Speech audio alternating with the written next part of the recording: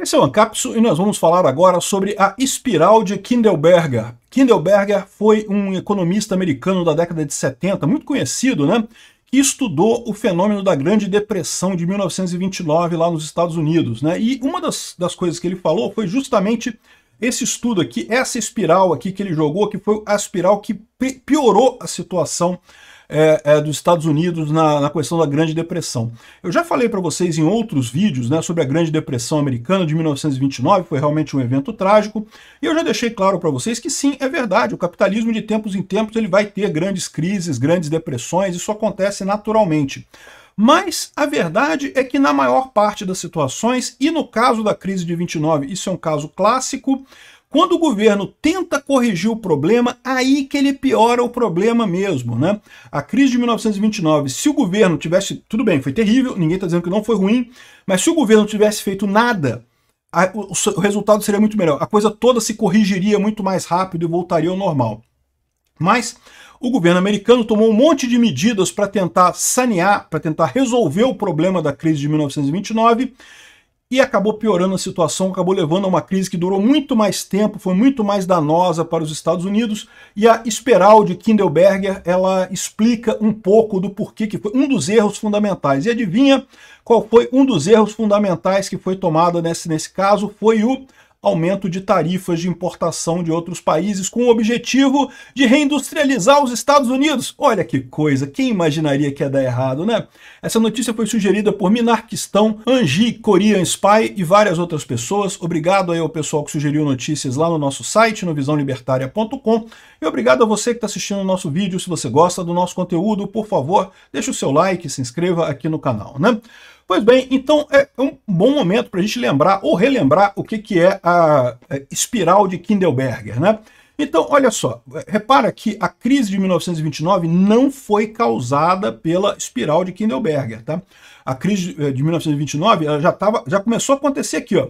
Em janeiro de 29 está aqui, ó, fevereiro, março, abril, maio, ou seja, o primeiro ano, você vê aqui, ó, diminuiu um pouco. Isso aqui é a importação americana do resto, a importação total do mundo. O livre comércio no mundo. O total importado por 72 países no total. Então, o total que foi importado por esses países caiu um pouquinho em 1929 como resultado da crise, né, da Bolsa de 1929. Mas quando foi em março de 1930, no ano seguinte, o governo americano passou essa lei aqui, ó, o Smoot-Hawley Tariff Act, ou seja, a lei de tarifas de Smoot e Hawley, né? Que foi justamente um grande aumento de tarifas. Qual que foi a lógica deles? Naquela época, com a crise da Bolsa de Nova York, né, com a crise da Bolsa Americana em 1929, as empresas americanas estão perdendo muito dinheiro. Vamos aumentar as tarifas, porque daí você consegue melhorar a situação das empresas americanas, dificultando, né, aquele velho protecionismo, né, o protecionismo. Você impede que produtos europeus cheguem nos Estados Unidos, daí as empresas americanas vão melhorar e coisa e tal. E o resultado disso foi, aí sim você teve a espiral a espiral de Kindleberger, né? Repara como é que começa a cair aqui a cada mês o comércio do mundo todo, tá? Esse que é o comércio do mundo inteiro desabando, até chegar a coisa que é um quarto do valor original que chegou aqui. Quando chegou em 1933, começaram-se a discutir propostas para esse ato de tarifas, as tarifas começaram a ser revertidas, de forma que em 1934 foi assinado o Reciprocal Tariff Act, o ato das tarifas recíprocas, que é o que está valendo até hoje, né? O Trump está falando agora, não, que eu só quero tarifas recíprocas. No entanto, o ato atual que existe é o ato de tarifas recíprocas que existia antes do Trump, tá? Antes do dia da libertação, como ele chama, né? Ou seja, lá em 1934, né, assinaram esse ato aqui, que foi o que corrigiu o problema, o que acabou com a espiral de Kindleberger. Ou seja, qual que foi a ideia naquela época? O governo americano aumentou as taxas de importação para tentar estimular a indústria nacional, que aliás muita gente fala que é isso que o Trump está querendo fazer. Ele está aumentando as taxas de importação para estimular a indústria nacional. Ele quer que as empresas venham e invistam nos Estados Unidos e tragam os empregos para os Estados Unidos, eu não sei o que lá. É uma coisa que não faz muito sentido, mas ele quer muito que isso aconteça e coisa e tal. E isso foi tentado exatamente nessa época, exatamente para tentar proteger a indústria americana da Grande Depressão, né, do crash de 1929. E o resultado foi que piorou a situação toda. Por quê? Porque, duas coisas. Primeiro que teve a reciprocidade dos outros países, né? Por que o comércio internacional caiu tanto? Primeiro porque os Estados Unidos parou de importar tanto, as coisas ficaram caras, né, começam a importar menos, mas os outros países também colocaram tarifas altas nos produtos americanos também. Então as empresas americanas também começaram a ter dificuldade para exportar. O aumento da tarifa pode ter ajudado algumas empresas que vendiam principalmente para o público americano, mas ao mesmo tempo prejudicou um monte de outras empresas americanas que vendiam para exportação. E não é só isso. No final das contas, como você teve essa desaceleração da economia global em função da diminuição do comércio mundial, você acabou prejudicando todo mundo, inclusive as empresas americanas, né? Até porque, naquela época, você já tinha muita globalização. O pessoal acha que globalização é agora, mas, gente, se você pegar os homens da caverna que moravam lá no Quênia, eles já usavam a pedra índex, aquelas pedras para fazer pedra lascada, que tinha, sei lá, no Sudão. Já tinha, na Idade da Pedra, o pessoal já fazia transferência de materiais e comprava coisas de distância grande. Isso não é nenhuma novidade. O ser humano sempre teve cadeias de produção que se passam por vários países, por várias regiões. Essa ideia infantil e sem sentido nenhum de que não, que eu vou trazer todas as indústrias aqui para o meu país para não precisar depender, porque se tiver uma guerra eu não dependo de ninguém, vai ter todas as empresas aqui no meu país. É uma ideia infantil, uma ideia burra, não tem nada que você consiga fazer, nenhuma indústria você consegue fazer isso. É tudo, depende de coisa. Ah não, mas e o alimento? Eu planto batata aqui, vendo batata para o meu vizinho. E o adubo que vai para sua batata, e o arado que você usa para arar a terra e plantar batata, e a caixa de madeira que você usa para transportar as batatas, e o caminhão que você usa para transportar a batata, e o petróleo que você abastece o caminhão que usa para... Cara, esquece.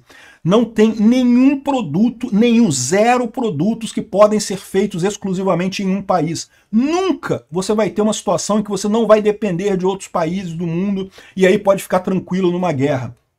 O que o Trump está querendo fazer é uma idiotice se é isso.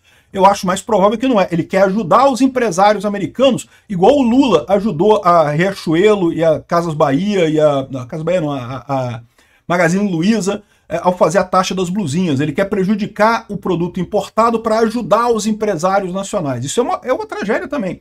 Porque, de novo, não ajuda nada, né? Você ajuda meia dúzia de pessoas ao passo que prejudica a imensa maioria dos americanos que vão ter que pagar mais caro agora nas coisas, né? E achar que isso cria muitos empregos nos Estados Unidos, isso é falso, pô. Não tem esse negócio mais. Você acha que os americanos vão trabalhar pelo preço do pessoal lá do Vietnã ou da China? Aí vem o pessoal falando também, não, mas então você é a favor do trabalho escravo? Não, que trabalho escravo, cara? O que é bom para o chinês, o custo de vida na China é muito mais baixo que nos Estados Unidos. O cara pode trabalhar por esse salário e ainda ter um padrão de vida bom. Tanto é assim que ele aceita trabalhar por esse salário. Se ele não aceitasse, ele pedia demissão e ia trabalhar em outro lugar. Então é diferente. A questão é que nos Estados Unidos o padrão de vida é muito caro, realmente as coisas são caras lá. Você consegue viver bem nos Estados Unidos porque apesar das coisas serem caras, os salários lá também são muito bons, né?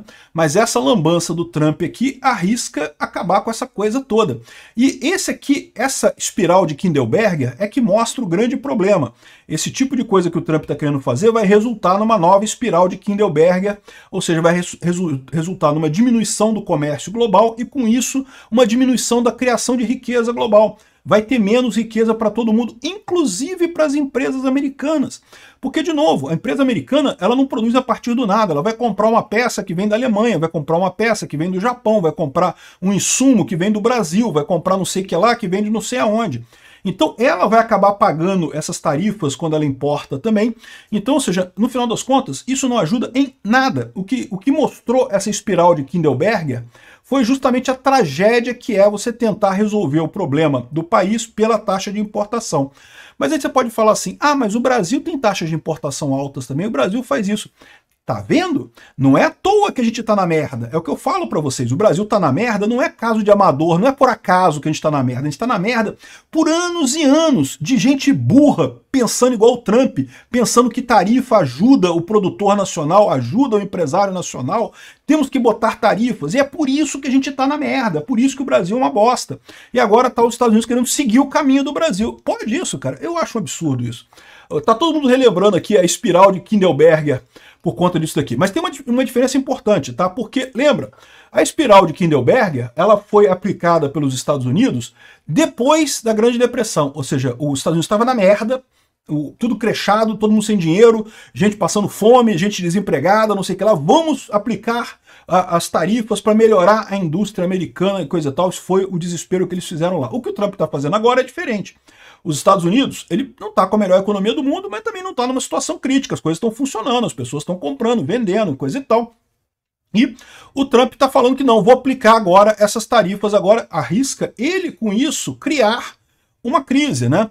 Porque, de novo, é o que eu falo para vocês, a crise de 1929 foi causada pelo capitalismo? Sim, foi causada. O capitalismo não tem esse tipo de coisa. O fato de que você pode pegar dinheiro emprestado e investir em atividades que podem ser arriscadas, muitas vão dar certo, mas uma ou outra vai dar errado, inevitavelmente em algum momento você vai ter um monte de gente perdendo dinheiro de repente e aí você gera o comportamento de manada, um monte de gente vendendo ação e você tem a crise. Mas, de novo, repito, e é o que eu falei nesse vídeo meu da crise de 29, tem lá no meu canal Ancapsu Classic, procura lá, eu não lembro como é que é o nome do vídeo, foi o capitalismo que criou a crise de 29, eu não lembro direito.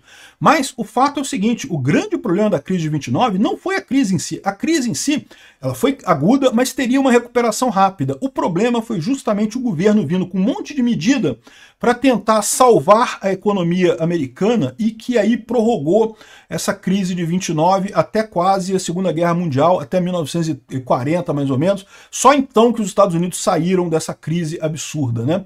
E um desses fatores foi justamente a espiral de Kindleberger das tarifas. O Trump agora está botando a espiral de Kindleberger agora do nada, sem nada, né? E vai causar crise, vai causar uma crise bastante grande, a menos que ele volte atrás. Já tem gente falando, ontem vazou a informação de que ele daria uma pausa de 90 dias, já tem gente falando que ele não tem que dar uma pausa de 90 dias, não sei o que lá e coisa e tal.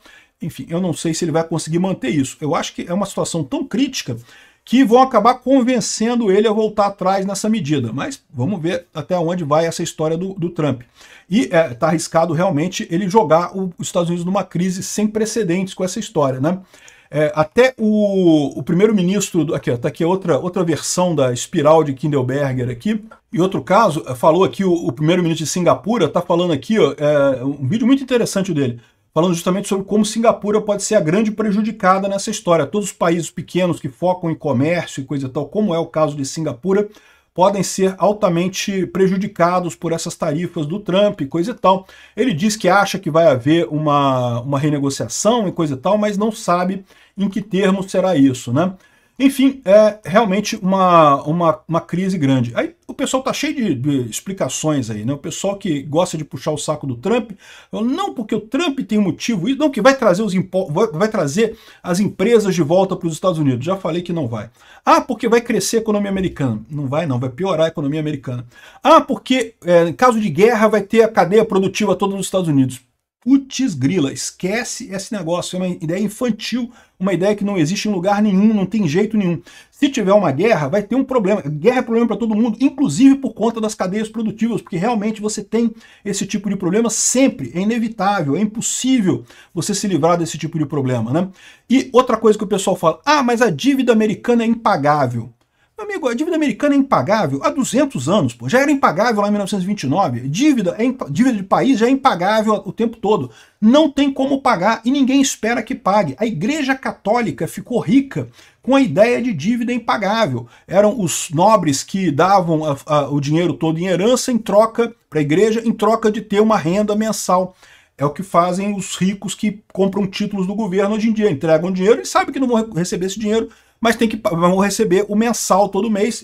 Já é uma coisa interessante, já é um pagamento interessante para esse pessoal, já dá uma garantia de segurança para essas pessoas. Esse negócio de dívida ser impagável, isso é besteira, não é o problema, nunca foi o problema isso daí, né? Mas você ter compromissos da dívida, serviço da dívida muito caro por causa de taxa de juros, isso é verdade. O Trump poderia resolver isso muito facilmente cortando gastos do governo. Como ele fez, cortando lá com o DOGE, cortando o USAID, cortando o Ministério da Educação, dá para cortar mais um monte de coisa no governo americano e manter a coisa funcionando e diminuir daí o endividamento americano sem precisar recorrer a isso daqui. Então essa maneira que ele arrumou de recorrer à espiral de Kindleberger para resolver o problema da dívida americana gerou um problema ainda maior, porque primeiro a dívida não vai ser resolvida dessa forma, vai acabar piorando a situação, a atividade econômica americana vai piorar, vai sofrer com isso. Pouco provável que o Estado americano acabe arrecadando mais por conta das importações e, no final das contas, piorou a vida para o americano médio e para um monte de gente que apoia o governo Trump. Tá? O governo Trump vai ser muito pressionado com essa história aí. E com relação à dívida ser pagável ou impagável, isso aí, no final das contas, não faz diferença. Veja, eu sempre vejo a coisa do ponto de vista do indivíduo, não do governo. Se o governo brasileiro tem uma dívida de não sei quantos mil aí, quantos milhões, não me interessa, não tem nada a ver com isso. O problema é do governo. O governo que arrumou essa dívida aí, quem emprestou dinheiro para o governo se vira para cobrar do governo. Eu não tenho nada a ver com isso. De vez em quando sai aí no Jornal Nacional o pessoal falando, não, porque cada brasileiro deve não sei quantos mil. Eu não assinei dívida nenhuma com ninguém, não devo porcaria nenhuma para ninguém. Quem deve é o governo. Quem emprestou para essa cambada de burocrata que eu não tenho nada a ver com eles, que se vire para receber deles lá. Eu não quero nem saber, não é minha dívida não. E da mesma forma, os americanos devem se comportar. Não é que cada americano deve não sei quantos mil. Pô, o governo americano que inventou essa lorota aí de cobrar essa dívida aí, de contrair essa dívida. Os americanos em si não devem nada. Então é isso que eu vejo. Acho essa paranoia do Trump com a dívida um erro. E o pior, essa questão aqui da espiral de Kindleberger, por outro lado, é muito real. Já deu errado no passado, vai dar errado de novo.